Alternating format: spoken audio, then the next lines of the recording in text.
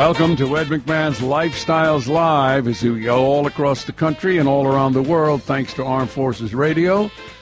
And when I say Armed Forces, I want to salute the Armed Forces and say Semper Fi to all my fellow Marine buddies. Today is going to be a special day. I'm going to reminisce about my life with Johnny Carson. I'm going to have some Tonight Show memories that you'll like. And then we interview a man to talk about one of our sponsors, Sinofresh, Dr. Stamper, who really knows about headaches, and you'll learn a lot about headaches if you're a sufferer. And then we do a tribute to fathers and sons. You'll have a good time, so stay with us as Lifestyles Live continues right after this.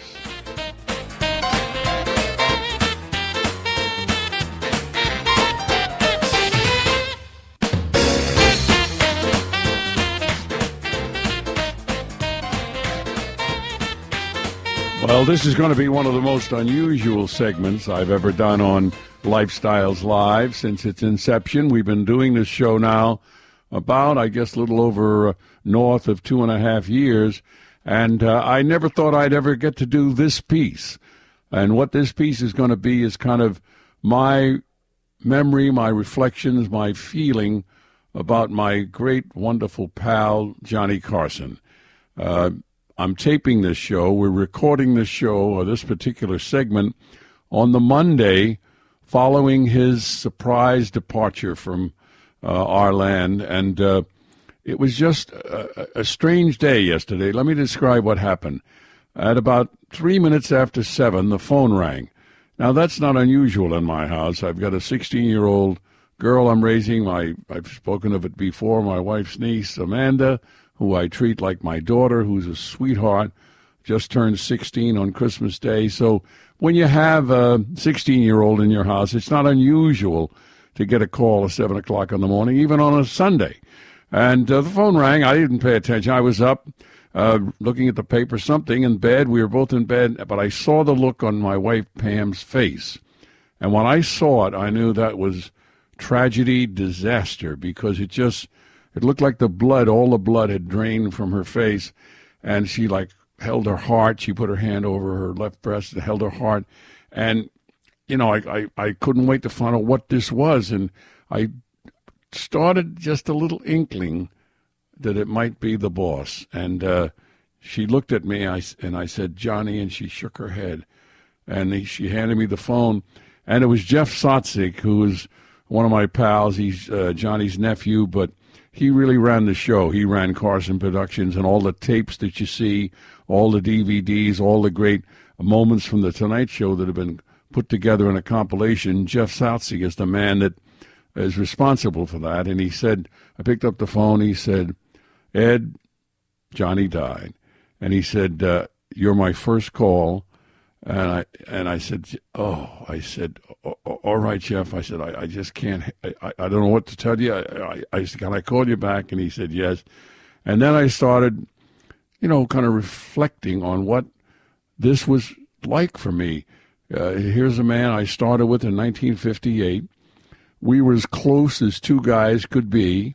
I said in my release to the press, I said, he was like a brother to me. He was a brother to me. In the term of brother now that we use so frequently, he was a brother, and I was a brother to him. And, we kept a link together. We saw each other almost every day for 34 years. We traveled together. We did shows together out on the road. We went to state fairs and performed together. So we were in each other's pocket, so to say. And the thought that he was, gone, and it just hit me. So then I spent a day yesterday. I never left the bed. I just stayed in bed and watched these tributes go all day long, and it was just incredible, this ambivalent feeling I had. I'd be crying one minute, and then I'd be laughing as hard as I could laugh the next, reliving all these moments that I shared with him. And, it was just a thing you can't describe. It was like, I guess the best way I could say is it was like losing a comrade in the military. I lost a buddy of mine in Korea. I went up to relieve him on station, and he had been shot down. And I had been with him just 2 days before. We were in Tokyo together on an R&R, rest and relaxation, and he was shot down. So that's how I felt yesterday. But then as I watched what happened, how the whole television industry just kind of came up to the front and said, hey, this was the best there ever was. This is the best thing that ever happened to television. And I've said that for many, many years. This was like a Gleason. This is like a Lucille Ball. This was high, top quality. And to see what the networks did, what the cable shows did, what the entertainment shows did, I watched every single second. I started at 7 o'clock in the morning yesterday and went right through deep into the night. And I had some stuff to do this morning on the Today Show. I had to get up at 2 o'clock and greet them, and I was on the air live at 4 this morning. I'm going to go do the Tonight Show with Jay Leno tonight. I'm going to do Larry King. But this is after the fact. This is the weekend after that you're hearing this show. And let me tell you some things about Johnny Carson. Johnny Carson was the consummate performer. When I would go in to see him about 7 minutes before the show, he'd be in there, he'd be rolling a $50 or a quarter on his fingers like a magician would do to hide a quarter. He would be doing cards. He would be flipping cards out of the deck, and he would be hiding cards. He might be breaking up cigarettes, and, he was a hell of a smoker, and he might be breaking up cigarettes and making them disappear. That's what he would be doing when I went in to see him 7 or 8 minutes before the show. Or he'd have 2 pencils, and he'd be drumming on a yellow pad, so that he was always doing something. He was always working. And they quoted my line about him, Johnny Carson packs a tight suitcase. That was from an interview in Look magazine, if you remember the old Look magazine.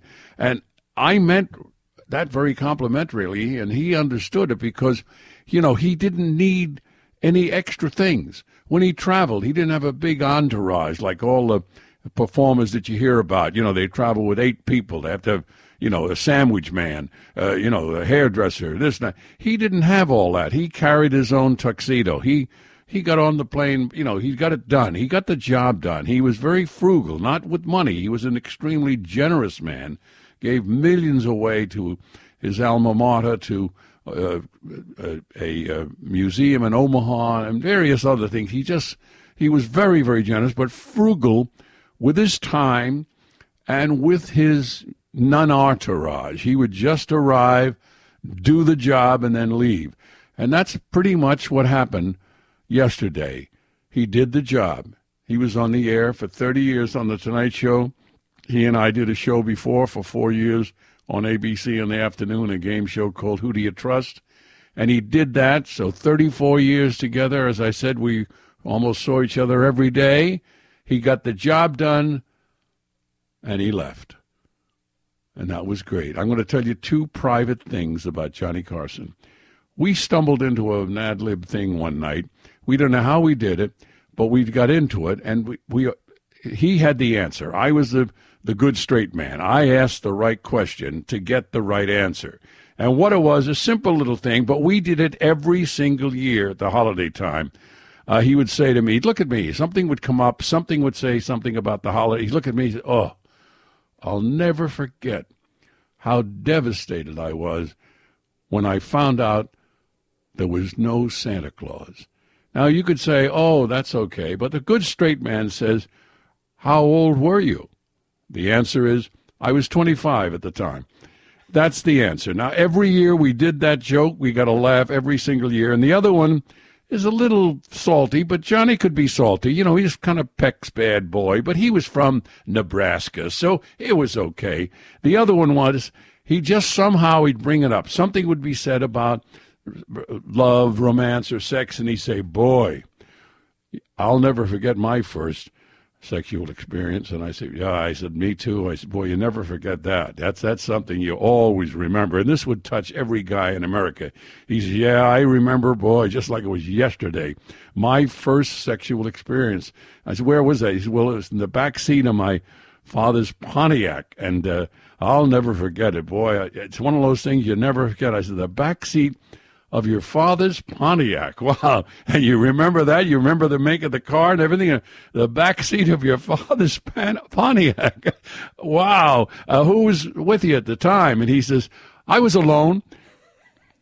Okay, folks, we'll be back with some more memories of Johnny Carson right after this, something that we have on a tap, and we're going to tap into it right after this. But this is a very special day for me, the first weekend after the passing of my good friend, Johnny Carson. So you'll understand. We'll be right back.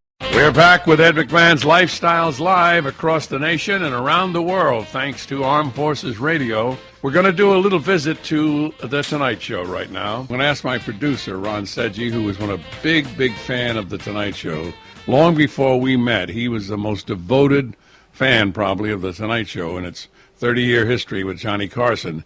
And when we met, we clicked right away, I think, because of all of that background of Tonight. So we're going to talk about that today. Have I got a story for you?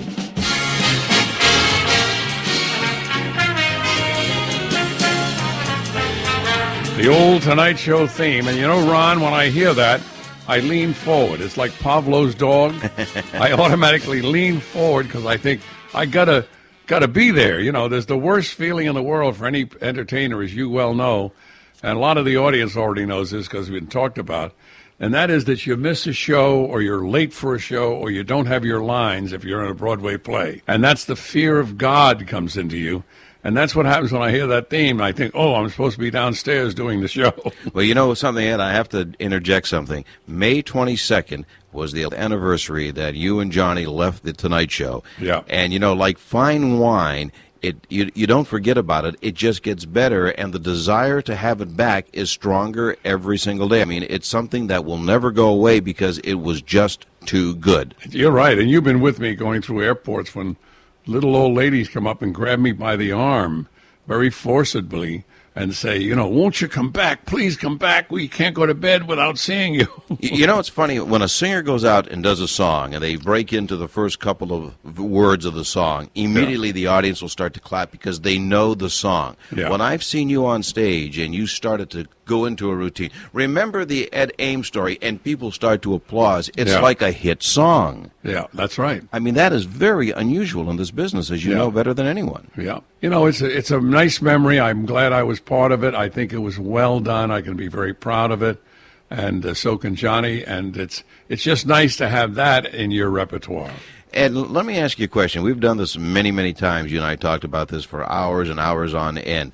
But, you know, that show ran for 30 years. You were with Johnny for 34, of course, on Who Do You Trust before that. 30 years. Was there one moment that stood out? I mean, you had the Tiny Tim wedding. You had Don Rickles throwing Johnny in the pool. You had Johnny jumping in your arms. You had so many things that were part of that show that it would be very, I mean, it's like almost like asking you, which one of your daughters or sons is your favorite? I mean, well, oddly enough, it was a kind of a mellow moment. It was a tear-filled moment. It was not, you know, you think of the funniest line I said or the funniest line that John said, the funniest thing that a guest said, you know, like an Eddie Murphy line that I've used so many times about the buxom blonde who said there are so many girls like her waiting to come through the door, and Eddie Murphy says, where is that door? You know, you can't beat those lines. But I love something very mellow, and that was when Jimmy Stewart was on, and his dog had died. And you and I both love dogs. Mm-hmm. And he told a story about how he felt the dog jumped in bed with him after he had died. And we've all had feelings like that, like little mellow moments where you think, gee, and so he'd reach out to pet him. And he would feel like he was petting him. And it was a poem called I'll Never Forget a Dog Named Bo. And that was the closing line. And when he read that poem, Johnny and I were in tears. The whole audience was in tears. Jimmy Stewart was in tears. I remember that moment because it was so mellow and so very special. And you wonder where else could a moment like that happen? Not many places. You wouldn't have that occur on a television show. It certainly wouldn't happen in a news show, wouldn't happen in a sitcom. It just happened that night. And because it was Jimmy Stewart, maybe the best actor ever, the most versatile actor ever. It was so special to me, and I always remember it. But I think the thing that's really memorable about that moment, and I kind of got choked up when you were just recalling that story, was the fact that you and Johnny, a couple of macho guys who are always laughing, joking, and on the top of the horizon when it came to levity, actually showed an emotion that you don't see on late-night television. I can't picture Leno or Letterman or anyone of that nature doing it, and your emotions really showed. Yeah, they were very raw that night because he didn't catch us off guard, but he really penetrated deeper into our real psyche, our real self than we had planned. Ed, we were talking about this last night, and I talk about this a lot. Of course, my hobby is talking about The Tonight Show. But somebody asked me this question. I've often thought about it, never really asked you about it, and don't know the answer. Why did you select Robin Williams and Bette Midler as the last two guests? I mean, when you think, Robin Williams, huge star, Bette Midler's great singer, but there are bigger. Oh, sure, but I'll tell you what it was. They were so special to The Tonight Show because we kind of discovered them and encouraged their progression. When we found Robin Williams, he was just really, a nightclub comic. He was, not a movie star. He had not done any of those very, very clever and very, very effective routines in movies that he developed later. He had not done anything like, Good Morning Vietnam. He had not done anything like Mrs. Doubtfire, whatever her name was. But he was a comic. Johnny kind of nursed him along, and then his career took off. The same thing with Bette Midler. We found Bette Midler in a Turkish bath. She used to come out wrapped in a towel and sit on a stool and entertain the men between the rub and the steam. And if you can believe this, we wanted to do the same thing on the show, and the NBC censor wouldn't let her come out wrapped in a towel, if you can believe that. Things have changed. Now you see Britney Spears, there's enough cloth there to cover a bread box, So anyway. And a small one at that. That's right. 2 slices of bread. But anyway, that's how strict they were. But they were children of the 30 years of The Tonight Show. So because of that, and it was a great balance also. There was a wonderful, warm and fuzzy kind of mellow feeling with Bette Midler. There was the craziness of Robin Williams, the crazy, impossible, made-up humor that you couldn't write. So he had a nice balance there, and I think that's why he chose them. You think of the great teams of show business, Martin and Lewis, Laurel and Hardy, Rowan and Martin, but there's no greater combination of a team than Johnny Carson and Ed McMahon. Oh, that's nice, Ron. Thank you. Timing was everything.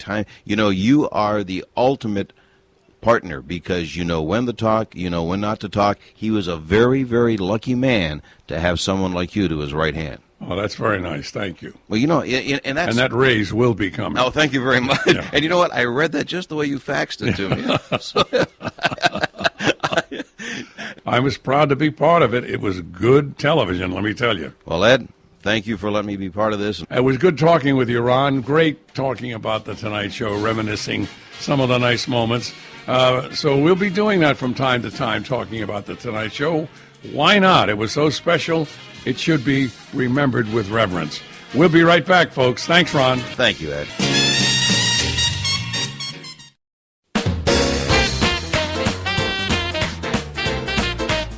Well, we had quite a day here today. It was a very special day for me talking about my dear, wonderful buddy, Johnny Carson.